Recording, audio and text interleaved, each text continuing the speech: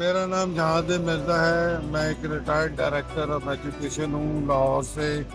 यहाँ पे हज करने आया हूँ और मेरा बिल्डिंग नंबर 710 है, कमरा नंबर 206 है। मेरी बेगम और बड़ा बेटा भी मेरे साथ है। और हम अभी तक आपके तमाम इंतजाम से हैं, उससे बहुत हमें खुशगवार हैरत हुई कि इतने अच्छे इंतजाम हैं। खाना भी है, चीज़ों की अवेलेबिलिटी एंड प्लस गाइडेंस जो है, टाइमली गाइडेंस किस ऐसा करना है। जैसे जुम्मे पे हमें हमने पहले बता दिया भाई 8 बजे से पहले पहुंच जाओ, फिर जुम्मा हरम में पकड़ा जाएगा।